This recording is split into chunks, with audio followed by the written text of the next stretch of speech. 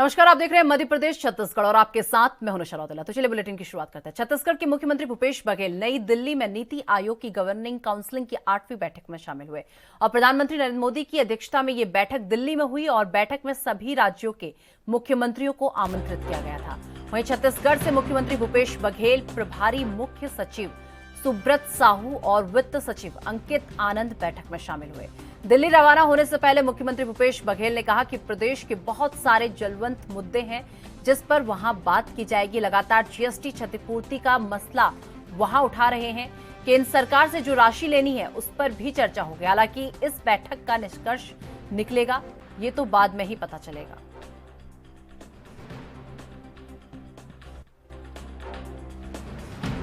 नीति आयोग की बैठक है, उसमें शामिल होऊंगा। प्रदेश के बहुत सारे जो ज्वलंत मुद्दे हैं उसके बारे में वहाँ बात रखी भी जाएगी। और आप लोगों की तरफ से कोई सवाल?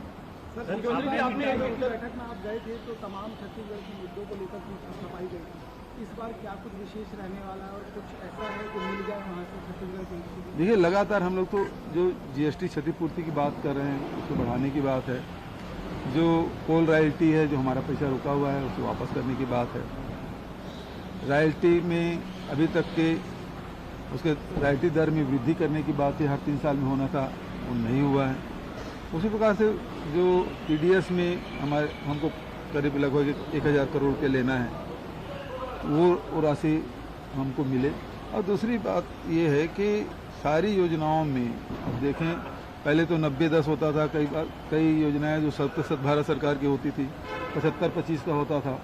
अब तो 60-40 या 50-50 अधिकांश योजनाएं हैं। तो फिर उसमें जब 50% केंद्र सरकार दे रही है, 50% राज्य सरकार दे रही है, तो नाम फिर केंद्र सरकार ही क्यों तय करे?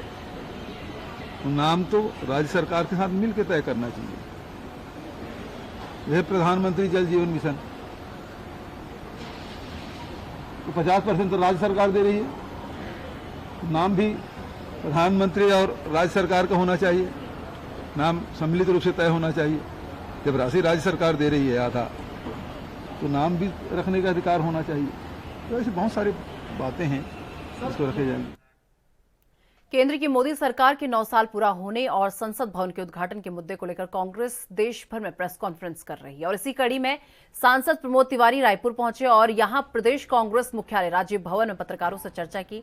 इन 9 सालों को लेकर कांग्रेस ने 9 सवाल पूछे हैं और इन सवालों पर आधारित एक किताब का भी विमोचन आज प्रेस कॉन्फ्रेंस में किया गया।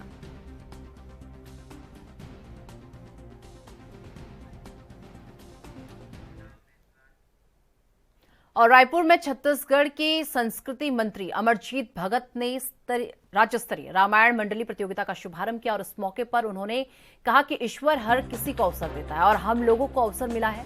हम पूरी लगन के साथ इसे कर रहे हैं। हम कोशिश करेंगे कि भगवान और भक्त के बीच कोई तीसरा ना आए। उन्होंने कहा कि राज्य स्तरीय रामायण प्रतियोगिता का ये 3रा वर्ष है। आपको बता दें कि ये प्रतियोगिता 29 मई तक सुबह 9 बजे से शाम 7 बजे आयोजित की जाएगी। और वहीं आज शुभारंभ के दौरान सभी सांसद, विधायक, निगम मंडल के अध्यक्ष, उपाध्यक्ष, नगर निगम रायपुर के महापौर और सभापति समेत मंत्रीगण को आमंत्रित किया गया था।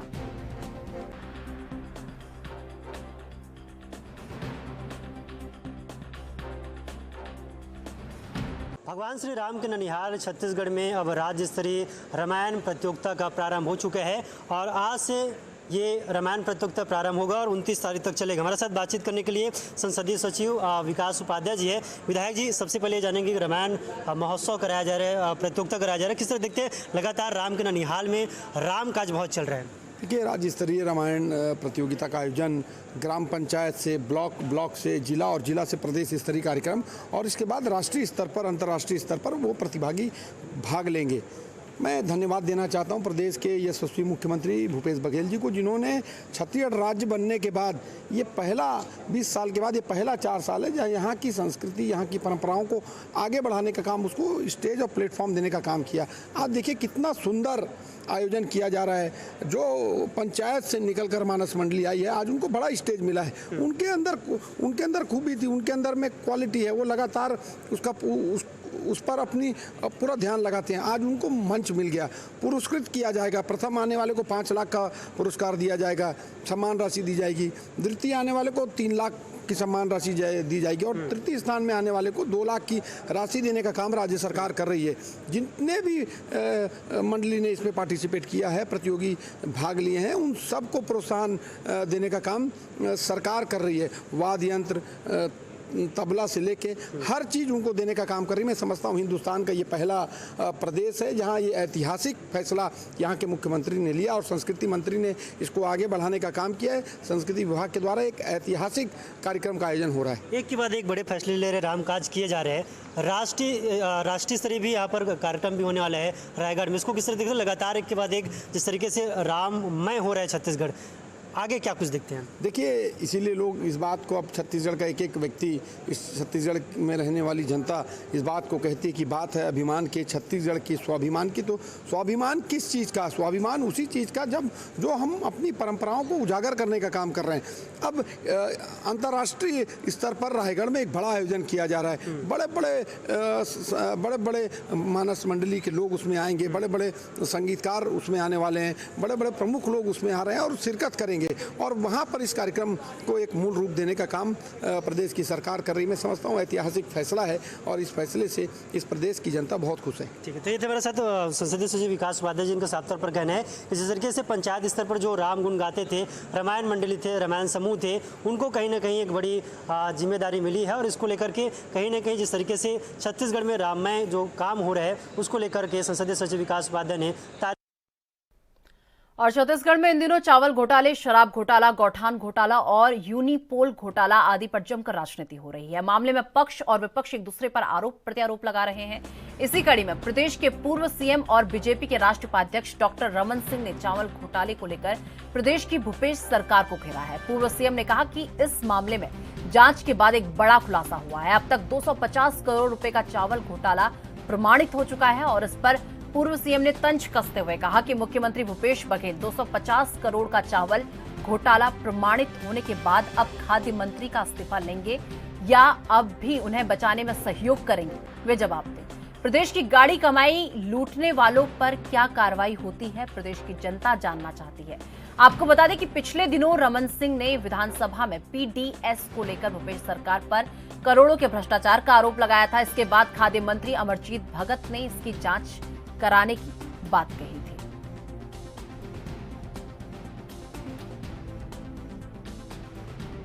राशन दुकान में हुए भ्रष्टाचार का विषय विधानसभा में हम सबने उठाया था और मेरे प्रश्न के जवाब में ही इस बात को चिन्हांकित किया गया कि 65,000 मीट्रिक टन चावल की कमी पाई गई। ये चावल की कमी है, शक्कर भी है उसमें, हाँ नमक भी है, बाकी भी सामग्री, मगर उचित मूल्य दुकान के भौतिक सत्यापन के बाद सरकार ने जो जांच कराई उसमें हमने 600 करोड़ का आरोप लगाया था। अभी प्रथम दृष्टया इन्होंने इस बात को स्वीकार किया कि 250 करोड़ रुपया का गोलमाल हुआ है, अरफा तरफी की गई है। और मुझे लगता है इस संबंध में सरकार को ये देखना चाहिए कि अब जांच के बाद, भौतिक सत्यापन के बाद सभी चीज़ स्पष्ट हो चुका है, भ्रष्टाचार साबित हो चुका है। और ये भ्रष्टाचार के साबित होने के बाद भी क्या मुख्यमंत्री जी अब इस सारे विषयों को लेकर क्या फूड मिनिस्टर का इस्तीफा लेंगे या उनका भी इसमें सहयोग और योगदान रहा है तो ये उनको बचाने का प्रयास करेंगे, क्योंकि अब जनता के सामने ये बात स्पष्ट रूप से आ। और गौठानों को लेकर सूरजपुर के सर्किट हाउस में बीजेपी ने प्रेस वार्ता की है, जिसमें प्रदेश के पूर्व गृह मंत्री राम सेवक पैकरा सहित बीजेपी नेता मौजूद रहे। उन्होंने आरोप लगाते हुए कहा कि बीजेपी के पदाधिकारियों के द्वारा 334 में से 275 गौठानों का निरीक्षण किया गया है और उन्होंने पाया कि किसी भी गौठान में गौवंश नहीं है। सरकार द्वारा गौठान निर्माण पर 6 लाख से 15 लाख तक की राशि मनरेगा और अन्य मदों से खर्च की गई है, लेकिन गौठान में ना तो चारे पानी की व्यवस्था है और ना ही मवेशियों के देखरेख की कोई श्रमिक काम करते हुए दिखाई दे रहे हैं। तो वहीं आपको बता दें कि जहां एक और गौठान में लगे मजदूरों को उनकी मजदूरी का भुगतान नहीं हुआ है। वहीं जो गरीब लोग काबिज थे शासकीय भूमि में, उनको गौठान बनाने के नाम पर भूमि से बेदखल करने का काम किया गया है ताकि कांग्रेस के लोग उस पर कब्जा कर सके। मजदूरों के हक के लिए सड़क की लड़ाई के लिए हम तैयार हैं।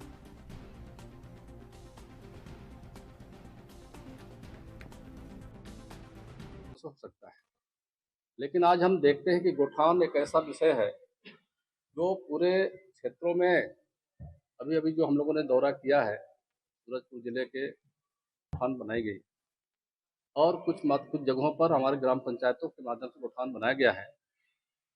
ऐसी स्थिति है कि गौठानों में जो इनका शर्तें था कि हम 200-300 गायों को वहाँ रख करके वहाँ पर चारा, पानी, सुरक्षा प्रदान करेंगे, शेड निर्माण करके उनको सुविधा दी जाएगी।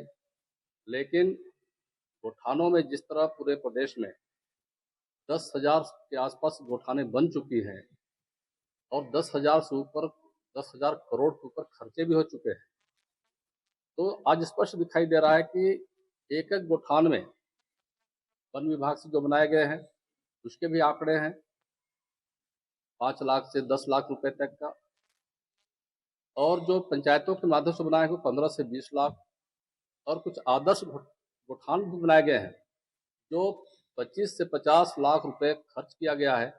कुछ जगह करोड़ों रुपए भी खर्च किए गए हैं जो आदर्श गौठान के नाम से बनाया गया है।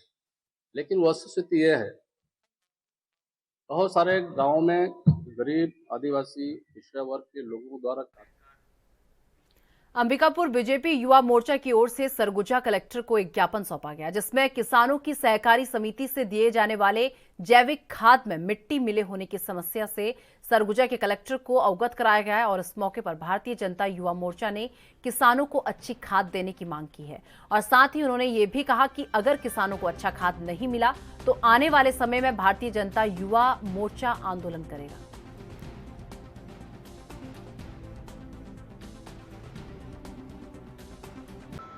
ये आज हम लोग ये जो भूपेश बघेल की सरकार के द्वारा गरीब किसानों को वर्मी कंपोस्ट खाद दिया जा रहा है जबरन, उसके विरोध में कलेक्टर महोदय को ज्ञापन सौंपने आए हैं। अभी 2 दिन पहले की बात है, कालापारा सुखरी से एक ग्रामीण का फोन आया, निर्मल नाम का ग्रामीण का, कि हमें जबरन 15 बोरी वर्मी कंपोस्ट खाद दे दिया गया, जबकि 4500 रुपये में हम 3 ट्रैक्टर गोबर खाद खरीद सकते थे खेत के। एक तो ये बाध्य किया जा रहा है, जबरन दिया जा रहा है किसानों को, और मिट्टी दिया जा रहा है वर्मी कंपोस्ट खाद बोलकर। तो इसके विरोध में हम युवा मोर्चा के साथियों के साथ यहाँ पे आज आप देख पा रहे हैं कि सभी साथियों के साथ हम लोग आए कलेक्टर महोदय को ज्ञापन सौंपने, और कलेक्टर महोदय से निवेदन करते हैं हम लोग कि इस तरह का जबरदस्ती किसानों के साथ बंद करें।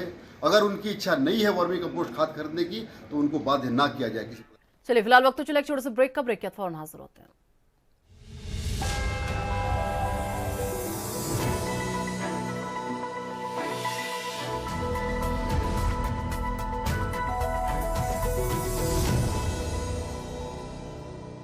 चलिए ब्रेक के बाद एक बार फिर से आपका स्वागत है। रुक कर लेते हैं अपनी अगली खबर का, जहां एक तरफ पुलिस और नक्सलियों के बीच लगातार मुठभेड़ की खबरें सामने आ रही हैं, तो वहीं दूसरी तरफ कुछ नक्सली मुख्य धारा में भी लौट रहे हैं। इसी कड़ी में चितागुफा इलाके में सक्रिय एक नक्सली ने आत्मसमर्पण किया है और इस नक्सली ने घर वापसी अभियान के तहत ये आत्मसमर्पण किया है। बताया जा रहा है कि चितागुफा इलाके में मिलिशिया सदस्य के रूप में ये नक्सली सक्रिय था और आपको बता दें कि आत्मसमर्पण करने के सीआरपीएफ की 131 बटालियन का विशेष योगदान रहा है। पुलिस के मुताबिक नक्सली ने शनिवार को सुकमा पुलिस के समक्ष आत्मसमर्पण किया है।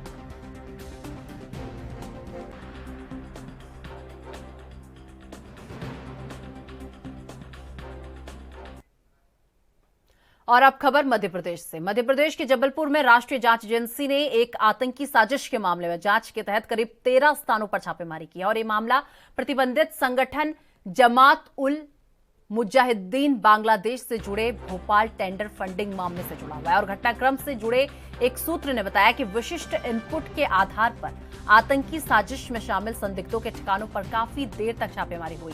एनआईए की कई टीमों ने मध्य प्रदेश पुलिस के साथ मिलकर शनिवार तड़के छापेमारी शुरू की थी। आपको बता दें कि ये छापेमारी 25 मई को उत्तर प्रदेश के जेएमबी से जुड़े भोपाल टेंडर फंडिंग मामले में 2 स्थानों पर तलाशी लेने के 2 दिन बाद की गई है और इसके बाद छापे का उद्देश्य एनआईए कोर्ट भोपाल की ओर से मामले में पहले से ही गिरफ्तार किए गए और चार्जशीट किए गए 10 आरोपियों के लिंक और साजिशों का पर्दाफाश करना था। गिरफ्तार आरोपियों में से 6 बांग्लादेशी नागरिक हैं और सक्रिय जेएमबी कैडर हैं।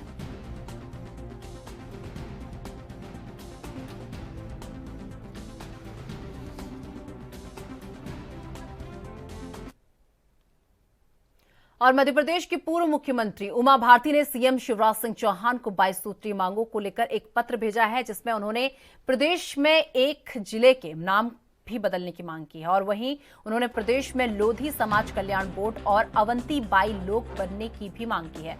दरअसल उमा भारती ने महाकौशल अंचल में आने वाले आदिवासी बहुल डिंडोरी जिले का नाम बदलने की मांग की है। उनका कहना है कि डिंडोरी का नाम बदलकर अवंतीबाईपुरम रखा जाए। आपको बता दें कि यह जिला अवंतीबाई की कर्मस्थली रहा है और इसके अलावा उमा भारती ने 20 मार्च को वीरांगना रानी लक्ष्मी अवंतीबाई के बलिदान दिवस पर शासकीय अवकाश घोषित किए जाने की भी मांग की है। उमा भारती का कहना है कि डिंडोरी जिले के शाहपुर में रानी अवंतीबाई का बलिदान स्थल है, जहां वे 22 मार्च को गई थी। तब उन्हें इस बात की जानकारी मिली थी कि रानी ने अपने सम्मान की रक्षा और अंग्रेजों को समर्पण करने की बजाय अपनी कटार अपने सीने में घोंप ली। ये कटार आज भी जिले के संग्रहालय में मौजूद है। इसलिए सीएम शिवराज सिंह चौहान से मांग की है कि उस समय की स्मृतियों को संजोकर रखने के लिए पारदर्शी संग्रहालय बनाया जाए।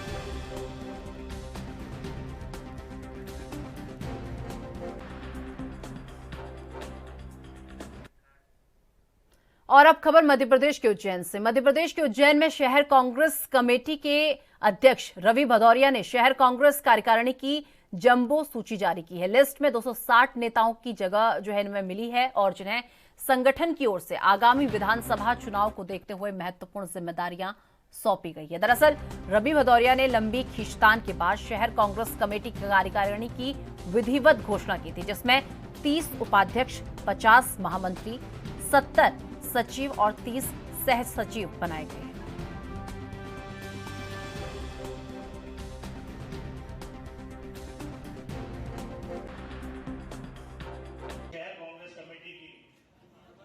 ब्लॉक कांग्रेस कमेटी की आज यहाँ पर घोषणा की जा रही है।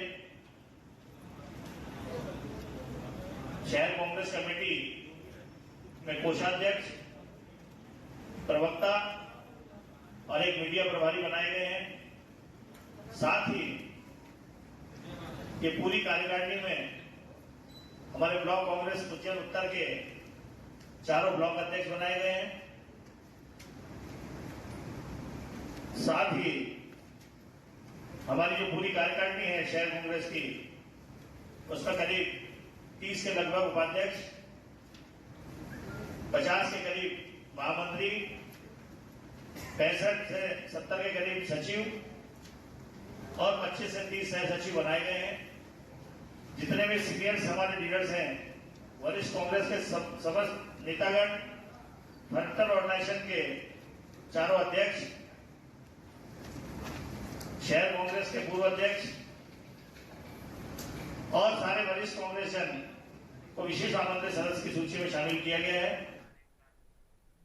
और मध्य प्रदेश में विधानसभा चुनाव से पहले पुलिस परेड ग्राउंड में बलवा मॉक ड्रिल का अभ्यास किया गया और लेकिन इस दौरान आंसू गैस का एक गोला फेंकने के दौरान एक जवान घायल हो गया और तुरंत अस्पताल उसे पहुंचाया गया। आपको बता दें कि आगामी विधानसभा चुनाव को देखते हुए पुलिस लाइन में बलवा मॉक ड्रिल की गई है ताकि पुलिस की तैयारियों को परखा जा सके। इस दौरान आगजनी, पब्लिक संपत्ति की तोड़फोड़ करने के लिए जमा हुए शरारती तत्वों की भीड़ को कैसे तितर-बितर करना है, कैसे चेतावनी देनी है, इन सभी बातों का मॉक ड्रिल के दौरान अभ्यास किया गया।